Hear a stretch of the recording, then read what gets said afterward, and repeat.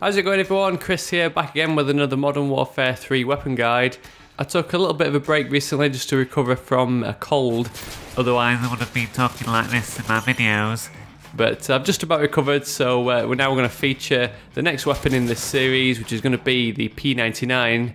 I was going to say the P99 as used by James Bond, but in the latest Skyfall movie, they've given him his classic PPK. But when I finally get around to doing that James Bond class setup, I'll definitely be using this weapon as part of that loadout. So the P99 in game is the compact little pistol by Walther, and it's unlocked pretty early at level 10. So let's jump straight to this guide and take a look at some of the P99's general features. Like many of the pistols, the damage figures come in at 49 to 17, but unlike those revolver pistols, the P99 doesn't have that 1.4 chest multiplier. This means you get your kills in 3 to 6 shots, with headshots reducing that shots to kill down by 1. P99's got the same recoil pattern as the USP45, but with it having a higher fire cap means that you do run the risk of having a couple of shots straight off target. And as you can see by the diagram, the iron sights on this weapon are pretty good, and with it being one of the lower caliber pistols, it's held with just one hand. So moving on to some more detailed stats for the P99, like all the pistols, it's semi-automatic. Just like the 5.7, the P99's got the fastest aiming speed out of the handgun category at 0.1 seconds. Like we mentioned, the P99 has the highest fire rate cap at 1,200 rounds per minute. That's if you can feather your trigger finger fast enough to even reach this.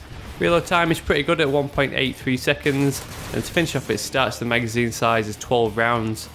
So the P99 in game can be most compared to the USP45, but despite it being a smaller caliber pistol at 9mm, for some reason it's got that higher damage figure up close.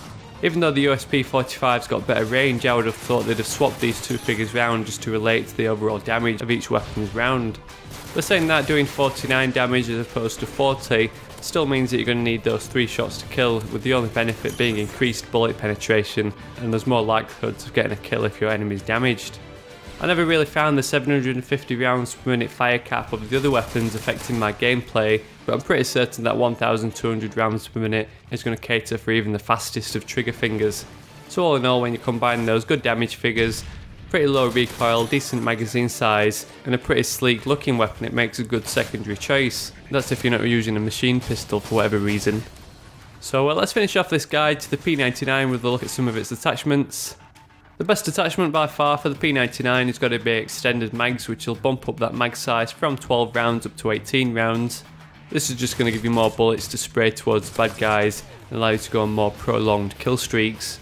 Otherwise, you might want to sacrifice your ability to aim down sights and go with the akimbo attachment. That high fire cap means you can toggle each trigger as fast as possible and get the fastest firing pistol setup available.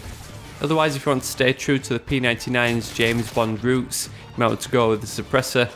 The silencer in game might not be the best fit, since you're going to be sacrificing that range and you're going to be obscuring the P99's iron sights just for the benefit of staying off the radar.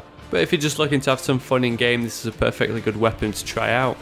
So that's about it for my guide to the P99 in Modern Warfare 3. As always, if you enjoyed my video or learned anything new, please drop me a thumbs up down below just to help spread the word and share the video with your friends. So thanks so much for watching, and I'll catch you all later.